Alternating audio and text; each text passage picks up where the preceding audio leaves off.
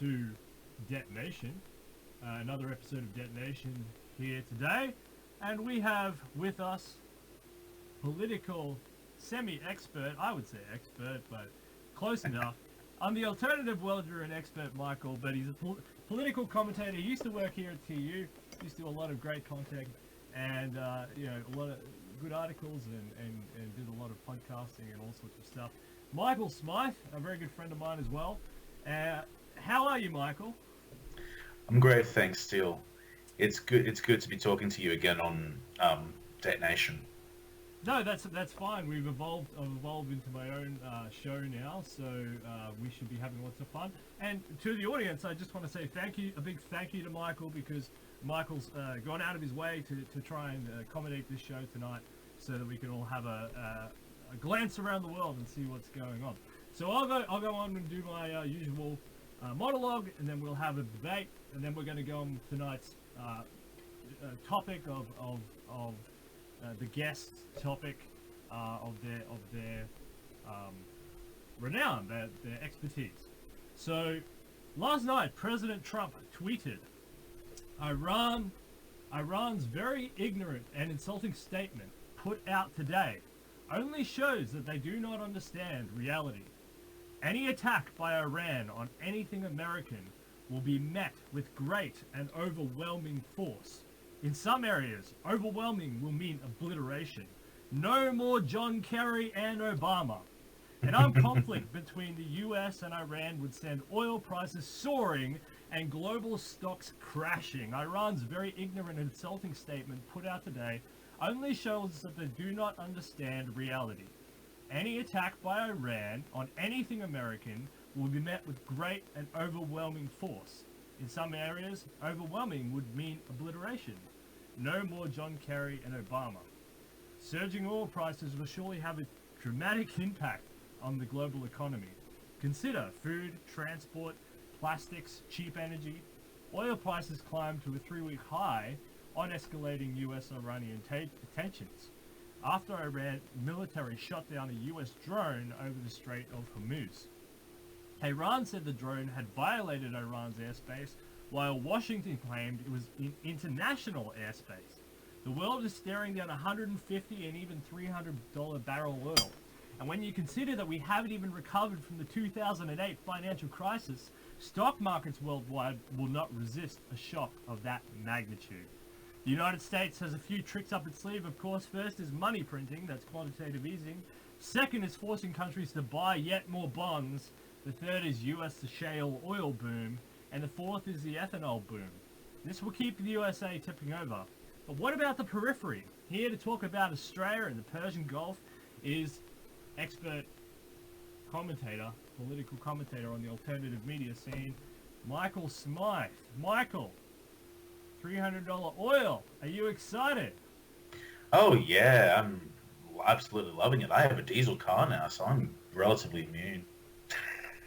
No, I'm sorry, I shouldn't be flippant. Look, it's bad enough when the Saudis decide to kill dissident journalists. You see a spike in the oil, like what happened when the ruling faction of the Saudi royal house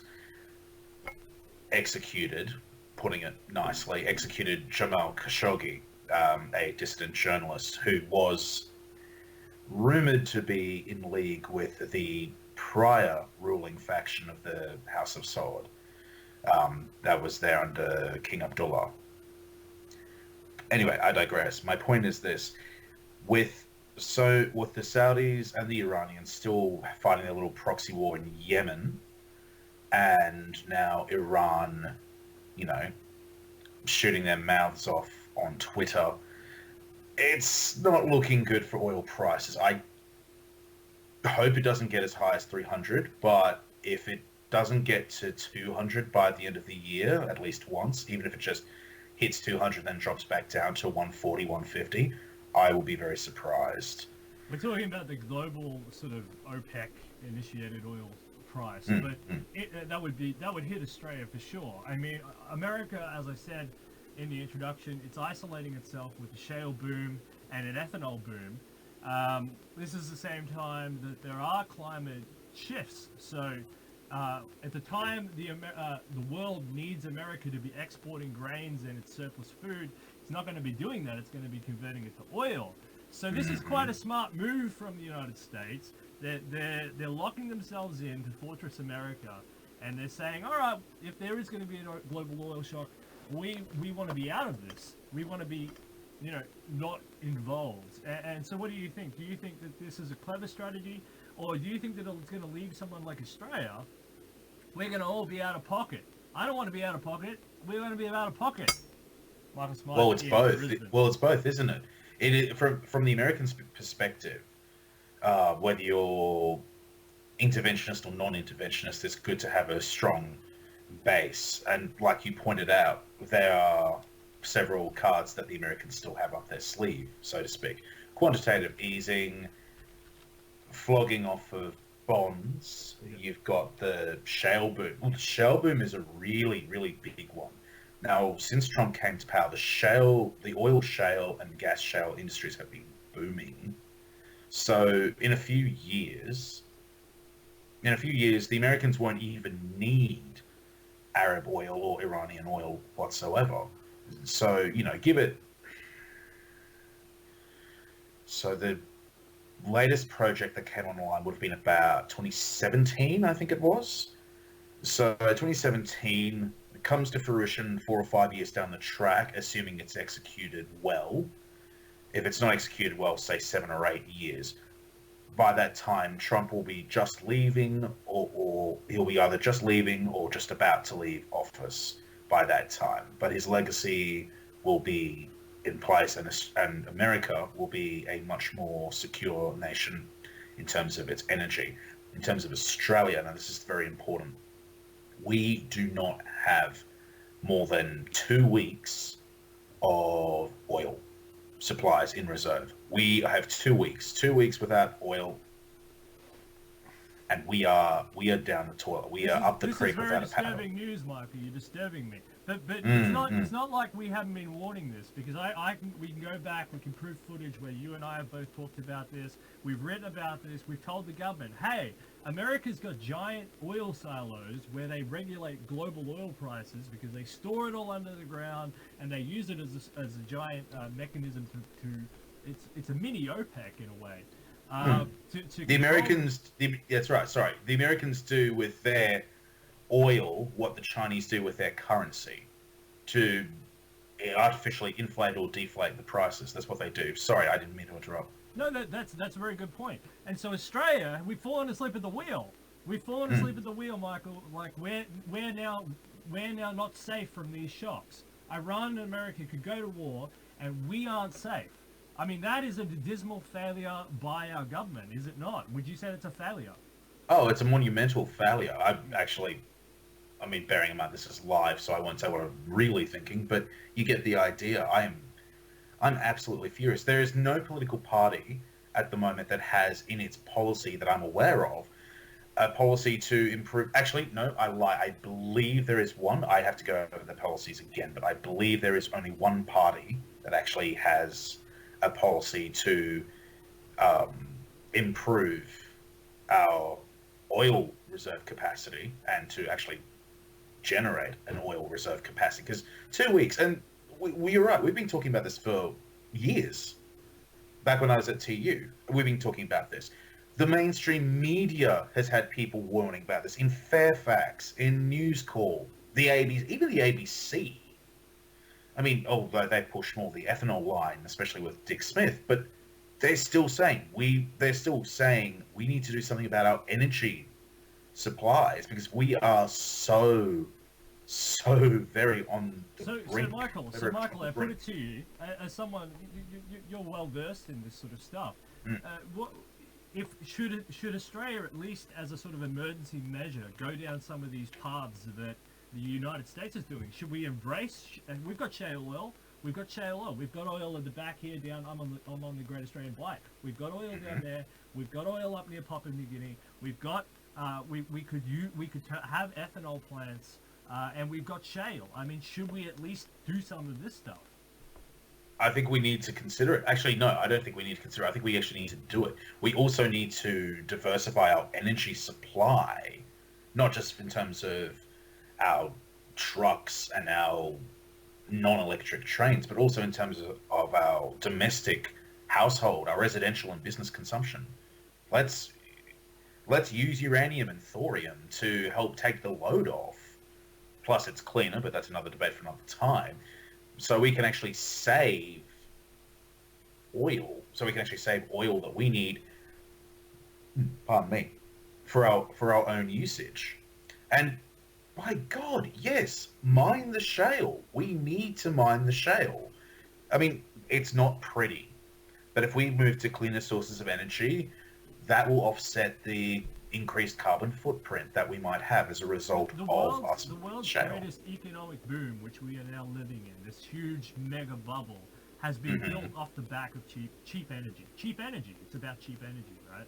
And I mean, the world is slowly running out of cheap energy, and that's why we're susceptible to these shocks. We should have been storing this energy. We've got this energy underneath our feet. We're not using it. We're not. The only argument is like the farmers, right? This is the other argument. The farmers don't want it. So what do we do about the farmers? I mean, do we say national security trumps because we're going to be reliant on it's 20% of the world's oil that goes through the Strait of Hormuz. What about the farmers? Do the farmers have a say in shale oil production? Because according to Australian law, we have a law which says they only own a certain amount below their feet, and that's not very fair, but that's just the law, right? Well, the mechanics of it are a little complicated at this point, but if there are places that are not owned by farmers, obviously we shouldn't be sacrificing our farms just to get some cheap oil. That's absolutely out of the question for me. That's a big moral deal breaker. I would never, ever, ever sacrifice farming land which is for a oil. long investment. That's going long on an investment. I mean, that's much more sustainable than going short, which is oil, right? Exactly. And the thing is, there are plenty of places where you can get shale where there are no farms whatsoever. So, mine those places. Interestingly enough, you mentioned the Great Australian Bight before, in regards to how much oil is there. The reason it hasn't been tapped officially is that it was too expensive to mine, too expensive to drill. With the prices going up, it's not so expensive anymore. It may actually be now viable for us to do that. And even if we do it at this point, and the prices drop once everyone calms down and realizes that it's all just saber rattling and Trump doesn't really want to go to war, which we can discuss later, we have reserves. And, it's in our national interest to excavate those reserves while we can, because if we don't do it, whoever decides to buy the rights to the land and the literal waters around the Great Australian Bight, whoever that may be, probably the Chinese, because they're wanting to buy pretty much everything we've got up for grabs. They want to buy everything. Yeah. I mean, the Indians only want the Carmichael mine. I know you and I are actually going to clash on that, but that's okay. We can argue about that later. But if any other foreign power or any foreign government-owned company gets their hands on the oil that we have in either Bass Strait or the Great Australian Bight, or both, then we lose the benefit of that. They get the benefit of it. So Absolutely. we should definitely ensure that we have a plan in place to take advantage of these resources while we still have control of them. So I ask you a fundamental question pertaining to is free economics what we should be talking? Should we be talking about free trade nowadays, or should we be shifting the conversation to a more nationalistic bent? Because we're both capitalists. I mean, I'm capitalist, you're capitalist, right? But there's also these external shocks. These could sink the country, and then the capitalism doesn't function when a country is sunk, because then the government will be taking all of our capital, all our land and everything to make up its debts and to function, and that's not cool. So, is the world heading toward a more protectionist arena, Michael Smyth, in Brisbane? I think, is the world heading towards more protectionists? economic policy as a whole, no. But there are nations that are definitely doing that because they see it's in their national interest to do so, and I won't fault for them. Can you name some key countries on both sides of those coins? So, well, maybe you the look United States, right, would be more protectionist. Absolutely. The USA, China, they've always been somewhat protectionist, even with their market socialism. Even Italy, and not so much France, but even Italy has moved towards it. New Zealand, interestingly enough, has reduced the amount of foreign ownership by preemptively writing a new law that says, no, if you're a foreigner, you can't necessarily buy land here. I mean, it's what Japan has been doing. You know about the Keiretsu. You studied this at uni with me, so you know about the Keiretsu.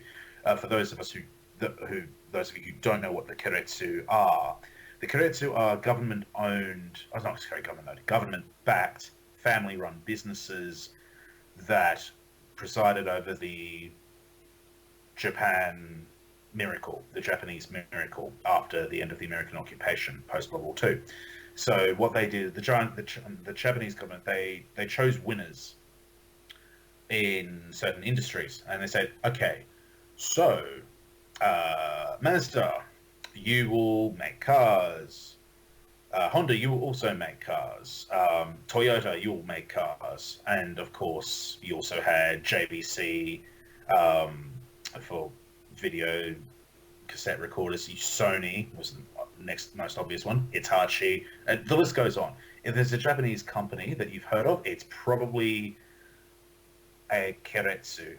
Michael, we have 2 minutes left on this topic, so I just want to rush through.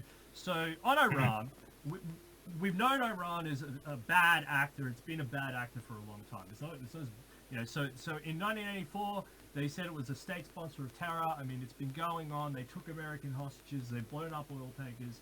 They've they've fought in the wrong side of the wars in Syria.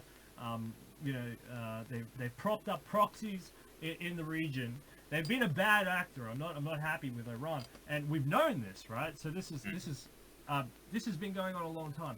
So do you think that Australian government has handled these shocks in the economy that could potentially hit us in the economy in the right way? We have not. We are nowhere near prepared for the shocks that could come if, God forbid, the US and Iran go to war. We are nowhere near ready for it. What do you foresee on that? Do you what happens to Australia? Do you understand?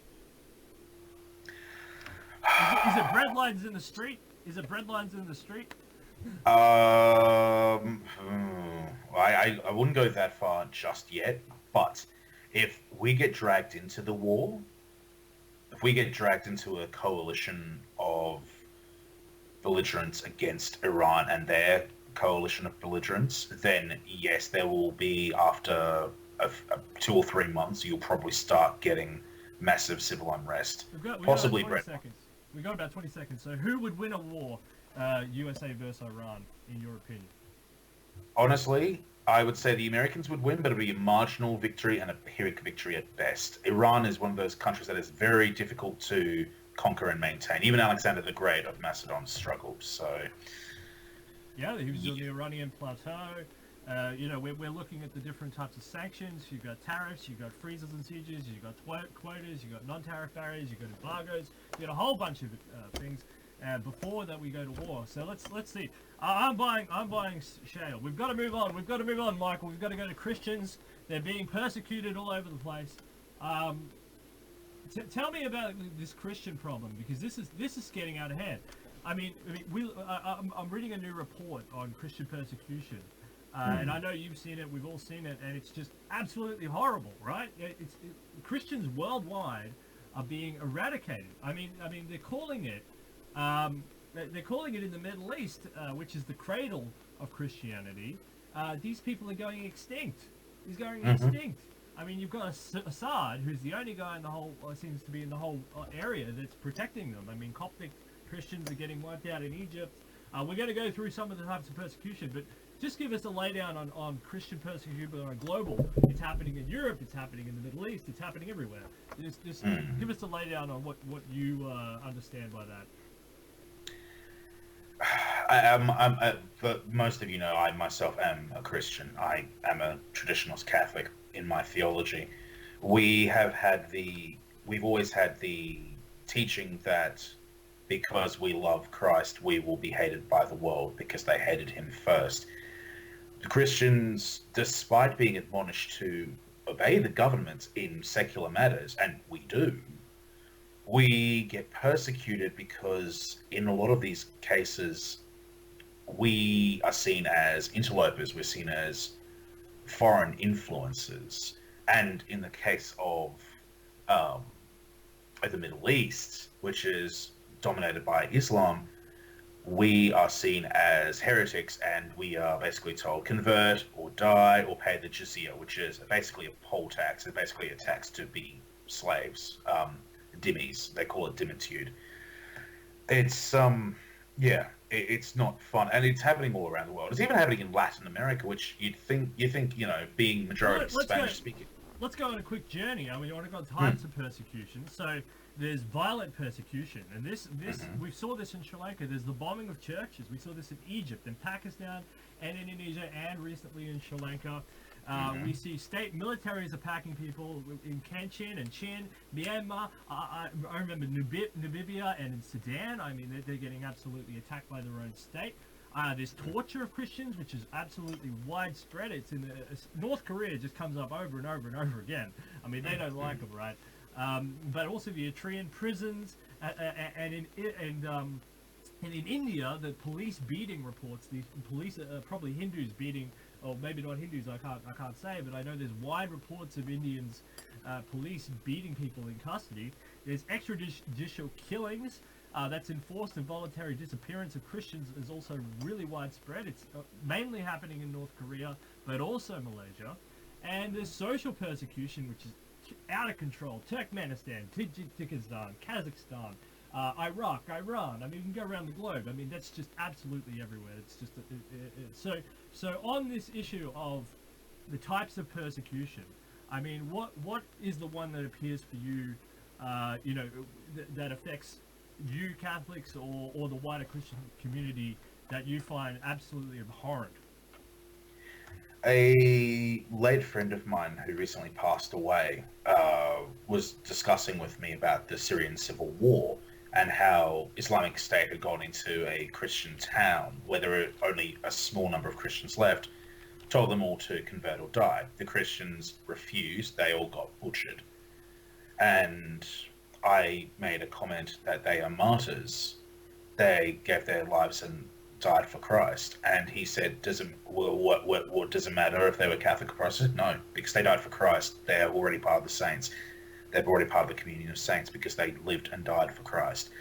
It's not about denominations in regards to Christian persecution. It doesn't matter if you're Catholic, Orthodox, or Protestant. You're going to get, or non-mainstream Protestant, like Jehovah's Witnesses or Mormons or Seventh-day Adventists, you're going to get persecuted. If you're in a communist country, an Islamic-dominated country, and even in some Western countries, Christians are getting persecuted. I mean, I could have a field day, and I could have an hour to talk about Israel Folau and him being persecuted for paraphrasing scripture on his Twitter. Go on about Israel Folau. Just for a moment, take some time. I mean, it's happening in the newsfeed right now. The Unshackled.net, we have a lot of articles on Israel Folau because free speech is at stake, right? Isn't this what's happening? I mean, it's not only that he can't express his will in a Christian, democratic, supposedly free society. I mean, this guy's being absolutely harassed and persecuted. I mean, go on about Israel Folau. It's a very good point. I endorse that. No should go. Well, the interesting thing is because the offending tweet that Izzy Folau made was that, warning, if you such and such. He didn't just list homosexuals. If he just said the gays are going to hell, okay, that's a dickish thing to say, and he should be censured for that. I don't think he should be fired for it, especially considering that he also put down idolaters. Idolaters were on that list. fornicators, so anyone having sex outside of marriage, atheists, anyone who doesn't believe in a god or gods, drunks, liars, people who tell lies, people who bear false witness. And there was another category. I haven't got the actual thing on me. I should actually get my Bible out. The verse that he paraphrased in his tweet was 1 Corinthians 6, verses 9 to 10, I believe. I'm just trying to remember. I'll look it up. I'll check it for you later and get back to you. But he paraphrased Christian scripture, which we are an implicitly Christian nation, even though we're not technically an established Christian nation. We still have separation of church and state, but we have the protections there. We have the heritage of a Christian culture. So Israel Folau shared the tweet naively, in my opinion, but he took the view that, okay, people should understand that this tweet is not what he was saying, but what God was saying, and what God did say through St. Paul, who wrote the letters to the Corinthians.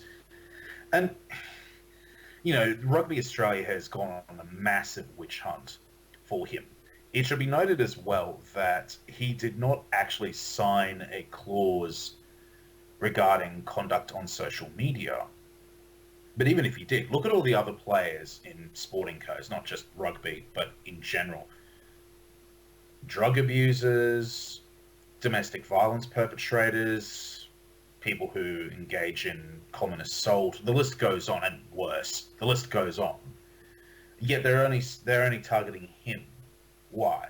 Because he said something hurtful, quoting from an apostle of a god that most of the people who are referenced in that don't actually believe in, is going to a place where they don't actually believe exists. And also, one other thing that should be noted as well, do you remember, we were talking about Iran before, Salman Rushdie, the author of the Satanic Verses, he was declared to be shirk, which is apostate, on the 14th of February 1989. I was a month shy of 3 years old at that time. And Cat Stevens, the artist formerly known as Cat Stevens, who converted to Islam. Yeah, Yusuf Islam, or just Yusuf now, apparently. Must have been a PR move, I don't know. Anyway, he was asked on, was either Parkinson or another BBC talk show, British talk show, what do you think about Salman Rushdie and his book, The Satanic Verses? And Salman Rushdie said he should be beheaded for it. He's guilty of blasphemy. He's guilty of shirk. He should be beheaded for it. That's what he said. Hardly anyone, I mean, he got a little bit of a backlash, but nothing like Izzy Folau was getting. Simon Rushdie, that's very interesting you bring that up, because he got banned as well, didn't he? That's a freedom of speech issue, right? Well, he got forced to live in 24-hour, essentially house arrest, not house arrest, but in protective custody for most of his life after he fled Iran. Okay, because Michael, we got to move on. We got to move on. So, Israel Folau, very, very interesting. So, political. Getting to the point. Getting to the point. Israel Folau is being persecuted for his freedom of speech and his freedom of religion. I mean, if he'd actually said, let's throw the gays off the rooftops like Islamic State do, yeah, okay, fine. Sack him, fire him, flog him through the public square. But he didn't say that. He just said, warning, unrepentant sinners will go to hell, and then he gives a list. If he hadn't included homosexuals in that list, I doubt anyone really would have cared that much. It's just that some people decided to confect outrage about it. Give me a really quick, why is there this double standard between what Christians say, going back to the Christian persecution theme, and what Islamic State, or what is Islam representatives, like these muftis and things, why do they get to say one thing, and when a Christian says the other, everyone looks at what the Christian says and says, you're the bad person, you're the bad guy, and Islam, you get a free pass. Why is that? Because there are dark forces, honestly, because there are dark forces at work trying to undermine the last vestiges of the family unit and our Western culture, which comes from a Christian or post-Christian base. That is why there's a perceived, albeit incorrectly, power imbalance. So it's fine to attack the Christian guy for preaching his quote unquote hate, but it's fine for a Muslim who is persecuted and, in a minority to say all the hateful things he wants. It's like, oh, that's just their culture. No, you're a monster. If you think it's okay to kill gays, you're a monster. Get out. I don't want to see you or talk to you if you think it's alright to kill gays. That's very good, because that plays into what I was going to talk to next. So, a century ago, if we go to the MENA region, which is basically the Middle East and Turkey, a century ago, Christians comprised 20% of that region, 20% of the population, the demographic. Today, they are less than 4%. Of an estimate of 15 million people, and there's hundreds of millions of people in that region. That is an incredible. That is a genocide. Is that a genocide? Would you class that as a genocide and something that the United Nations should be angry about? Is this something that the United Nations has been silent on yet again? Oh yeah, the United Nations is silent on a lot of things, including the situation in Sri Lanka. But that's another thing we can discuss at another time. Yeah, it's the MENA region that you mentioned. It's not just that region. It's everywhere in the Middle East that has been under Islamic rule or crypto-Islamic rule. So, secular leaders or even religious-inspired Islamic leaders who have just said, oh, Christians, let's get rid of them. We don't want them. Pardon me. There has been a program either of indifference or instigation to convert all the Christians or drive them out or just to outright kill them. I mean, Armenia, Lebanon, Syria, Iraq, Egypt, case in point, even in Morocco, all these countries, and also Jews were also purged from those countries, of course, because, Islam is the only way in their eyes, is their will or death. Was another point I was going to make in regards to that. It's about power as well. They want to exercise their power in their way and have their culture above all others. They don't believe in cultural relativism like a lot of people in the West seem to be afflicted with this malady of believing in cultural relativism. No, not every culture is the same. There are some cultures that are absolutely incompatible with Western nations. It's just, and the funny thing is, the Christian minorities, especially in Egypt, they tend to be the business owners. Funny enough, you might like this. They tend to be the business owners because they are the ones making the money, contributing to the economy. And the more the Christians are exterminated or driven out, the worse their economies get. Except in certain Arab countries where they use oil money. That sounds like white flight from Africa. It sounds like white genocide in Africa. It sounds like the same thing. The more the whites are driven out of these places, and there might be white Christians. I mean, maybe there's something there. The worse these countries seem to perform. I don't know. Maybe there's a correlation there. We have about 30 seconds left. Tie up whatever you'd like to say on this topic, either Iran or Christianity. The Christianity will always be targeted as a result of its nature being not part of the world, but still in the world. That's the paradox of Christianity. Because it's in the world, but not part of the world, it will always be hated. People who are the most devout practitioners will always be persecuted. Example, Izzy Folau, for example. And also, even Asia Bibi in Pakistan, who was falsely accused of blasphemy, and it took a concerted international effort to get her set free from the Pakistani legal system. So every country, if you're a Christian in an Islamic country, you can't even go outside and identify as a Christian. They will kill you, or they'll imprison you, or they'll torture you, or worse. So, if we need to have we need to ensure that, when we're prioritizing refugees, people who are facing genuine religious persecution, especially Christians from those countries.